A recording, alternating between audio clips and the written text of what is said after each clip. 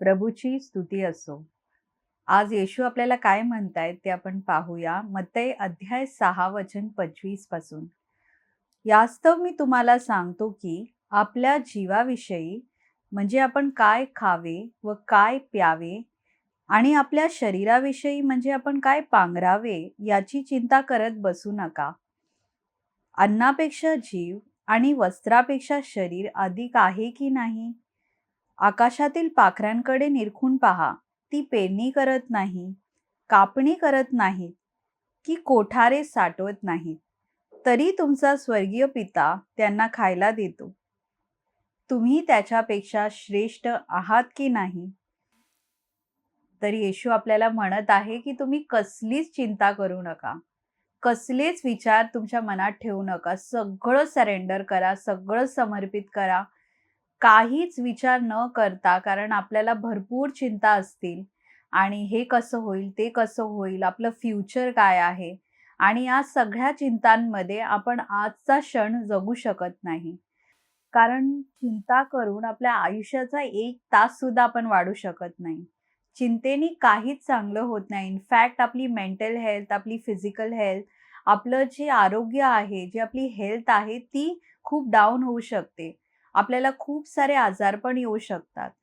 आणि येशू आपल्याला हे सांगतायत, की जी काही तुमच्या गरजा आहेत, त्या तुमच्या स्वर्गीय पित्याला ऑलरेडी माहीत आहेत आणि ते त्यांच्या योग्य वेळी ते करणारच आहे. तर परमेश्वराचं वचन आपल्याला असं म्हणतं, की तर तुम्ही पहिल्यांदा देवाचे राज्य व त्याच्या नीतिमत्व मिळविण्यासाठी झटा, म्हणजे त्याच्याबरोबर याही सर्व गोष्टी तुम्हाला मिळतील. तर आपल्याला असं बोललं गेलं आहे, की आपला जो केंद्र आहे, जो सेंटर आहे किंवा पहिलं स्थान हे आपल्याला प्रभू येशूला द्यायचं आहे, त्यांच्या राज्यासाठी द्यायचं आहे. पण काय होतं माहितीये, आपण जेव्हा चिंता करतो ना, आपण त्या गोष्टीला, त्या व्यक्तीला किंवा त्या सगळ्या गोष्टींना पहिलं स्थान देतोय आणि त्याच्याभोवती आपलं पूर्ण जीवन फिरतंय आणि त्याच्यामुळे आपल्याला झोप नाही, खाण्यात लक्ष नाही, कशातच मन नाही. प्रभू आपल्याला असं म्हणतायत, की तुमच्या स्वर्गीय पिताला ऑलरेडी ठाऊक आहे, की तुमच्या काय गरजा आहेत आणि जर का ते पक्षींना त्यांचं सगळं देऊ शकतात, सगळी काळजी घेत आहेत सगळ्या पूर्ण पृथ्वीची, तर ते आपलीही काळजी घेतील. त्याच प्रकारे आपल्याला येशू दुसऱ्या वचनामध्ये काय म्हणतात ते पाहूया. मत्तई अध्याय 6 वचन 19 पासून प्रभू काय म्हणतात ते आपण पाहूया. पृथ्वीवर आपल्यासाठी संपत्ती साठवू नका.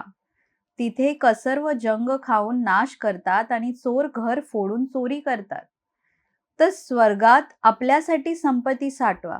तिथे कसर व जंग खाऊन नाश करत नाहीत व चोर घरफोडी करत नाहीत व चोरीही करत नाहीत. कारण जिथे तुझे धन आहे, तिथे तुझे मनही लागेल. याचा अर्थ असा आहे, की स्वर्गीय राज्यामध्ये आपलं मन असेल, तर तिकडेच आपलं धन आहे. ते आपलं धन आहे म्हणजे आपलं मन तिथे लागेल. पण आपली जी चिंता आहे, त्या आत्ताच्या जीवनाच्या भरपूर आहे. स्वर्गीय राज्यापेक्षा जास्त आपण आत्ताच्या जीवनाचा विचार करतोय. त्याच्यात काही चुकीचं नाहीये, की आपण आत्ताच्या चिंता करतोय. पण आपल्या सगळ्या चिंता आपण येशूकडे देऊया आणि आपण स्वर्गीय राज्यासाठी झटूया. कारण आपला जो फोकस आहे तो आपल्याला तिथे ठेवायचा आहे. मगच आपल्याला आत्ताच्या गोष्टी एवढ्या जास्त बॉदर नाही करतील, एवढ्या जास्त आपल्याला त्रास नाही देतील. तर येशू आज आपल्याला हेच सांगतायत, की आपल्याला सगळं चिंता सोडून त्यांच्यावर सगळं समर्पित करून विश्वासात वाढायचं आहे. आणि ते आपली काळजी करणारे आहेत. ते सगळं काही बघून घेतील. त्याच्यासाठी जास्तीत जास्त आपण निगेटिव्ह विचार करतोय, ते सगळे विचार सोडून चांगल्या गोष्टी काय होतायत त्याच्याबद्दल जास्त विचार करूया. त्याच्याबद्दल आपण मननचिंतन करूया. प्रभूचं वचन जे आहे त्याच्यावर आणि प्रभूने जे आपल्याला आशीर्वाद दिले आहे किंवा प्रॉमिसेस दिले आहे, आश्वासन दिलं आहे, त्याच्यावर आपण फोकस करूया. त्याच्यामुळे आपण नेहमी आनंदी राहू आणि आपल्या कितीही प्रॉब्लेम्समध्येही आपल्याला त्याच्यातही आशा दिसेल आणि त्याच्यातही आपल्याला पुढे मार्ग सापडत जाईल. कारण येशू नेहमीच आपल्यासोबत राहणार आहे. ते कधीच आपल्याला सोडणार नाहीये, कारण ते आपल्यावर अत्यंत प्रेम करतात.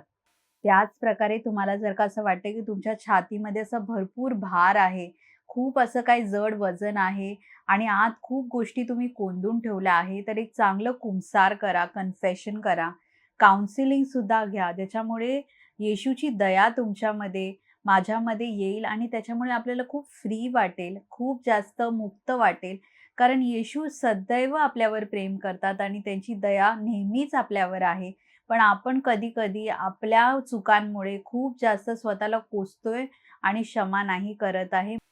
म्हणून आपल्याला येशूची दया अनुभव करता येत नाहीये. तर येशू आपल्यावर सदैव प्रेम करतात. त्यांना सगळं काही समर्पित करा, सरेंडर करा आणि खुश राहावा. Thank you. God bless you. Bye bye.